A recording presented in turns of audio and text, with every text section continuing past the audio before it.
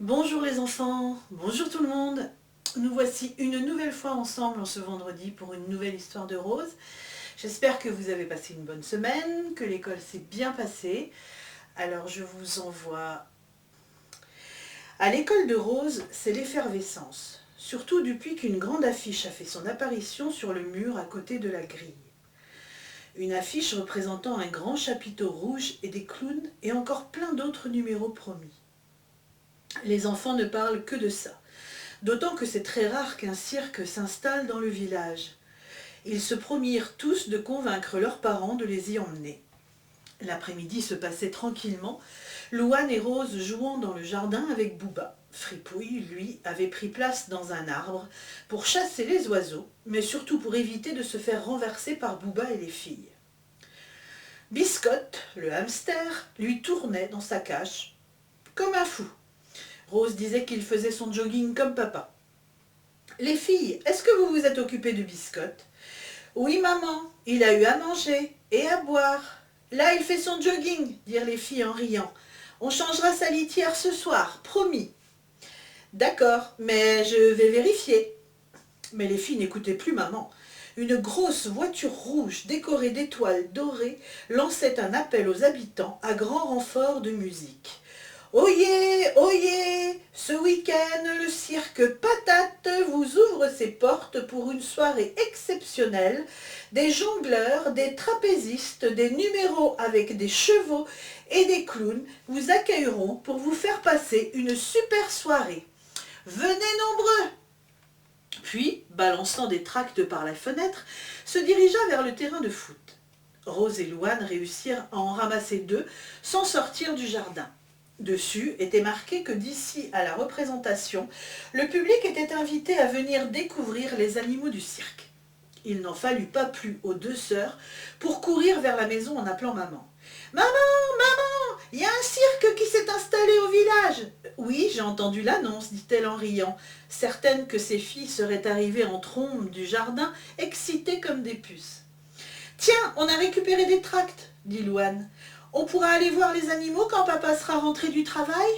Allez, s'il te plaît. Il faudra voir cela avec votre père, mais je pense qu'il acceptera d'y aller avec vous. Et on ira samedi voir le spectacle. Ouais, super, merci maman. Évidemment, quand leur père rentra du travail, la première chose que Rose lui demanda, c'est d'aller voir les animaux présents autour du chapiteau en attendant d'aller au cirque ce week-end. « Rose, laisse-moi arriver quand même, je n'ai même pas eu le temps d'enlever ma veste. Et puis tu sais très bien qu'on va y aller. »« Mais quand alors ? » ?»« Tu me laisses une petite demi-heure et on ira là-bas. » Rose guetta papa jusqu'au moment où il leur dit « Allez, préparez-vous, on va y aller à vélo. » Rose et Louane grimpèrent sur leur vélo et les voilà partis jusqu'au cirque. Quand ils arrivèrent sur place, quelques enfants étaient déjà là avec leurs parents et regardaient en souriant les animaux dans les enclos. Le soigneur était là aussi pour éviter que les animaux s'énervent ou ne prennent peur. Ils passèrent d'abord devant l'enclos où il y avait 3 chevaux et 2 ânes. Habitués à voir du monde, les 5 compères se précipitèrent à la barrière, histoire de récupérer quelques morceaux de pommes des visiteurs. Mais hélas, Rose et Louane n'avaient pas pensé à prendre pour venir. Tant pis, ce sera pour la prochaine fois. 4 petites biquettes faisaient des cabrioles dans l'enclos suivant. Puis venaient des animaux moins communs, des lamas. Ils marchaient, la tête haute, fiers comme des paons, se pavanant devant les gens qui commençaient à être nombreux devant les barrières. Rose n'en avait jamais vu, mais elle se rappelait avoir entendu dire que lorsqu'ils étaient un peu énervés, ils se mettaient à cracher. Alors il valait mieux rester à distance. Dans le dernier enclos, un petit garçon jouait avec une dizaine de petits chiens. Rose pensa qu'il avait beaucoup de chance de vivre avec plein d'animaux comme cela. « Pourquoi il n'y a pas de lion ni d'éléphant ?» demande Rose au monsieur du cirque. « Parce que dorénavant, nous n'avons plus le droit d'utiliser d'animaux sauvages pour nos numéros. Et puis nous sommes un petit cirque et nous n'en avons jamais eu.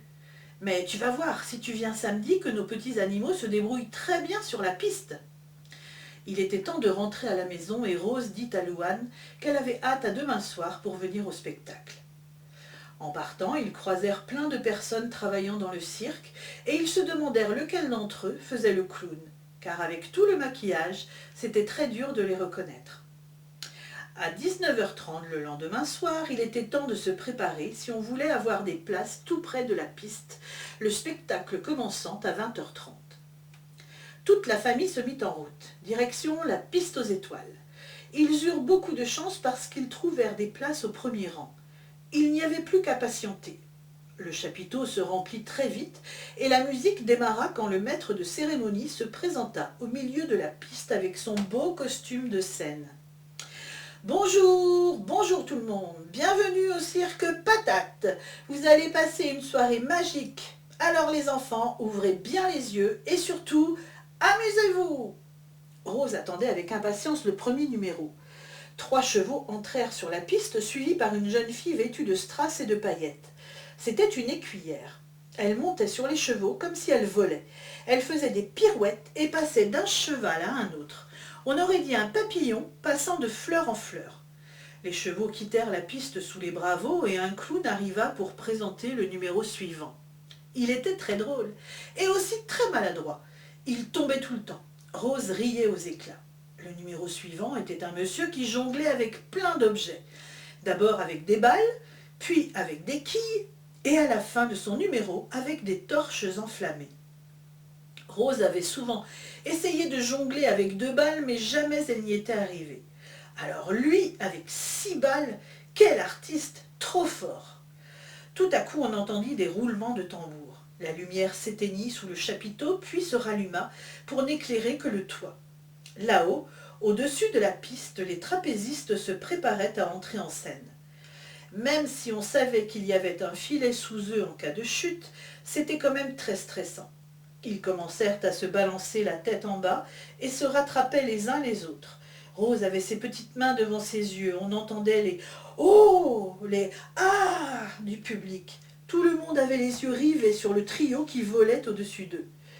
Puis les lumières se rallumèrent et ouf !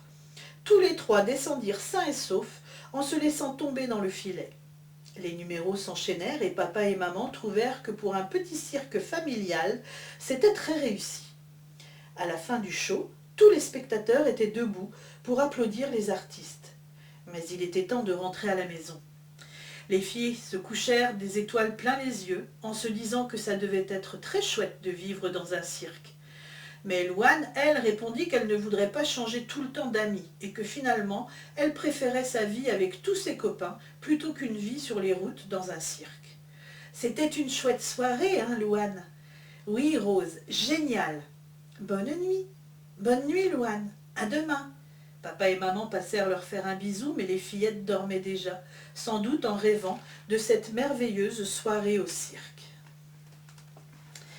Voilà! La soirée de Rose au cirque est terminée et moi je vous retrouve vendredi prochain pour vous raconter une nouvelle histoire avec Rose et Louane. Bonne soirée les enfants!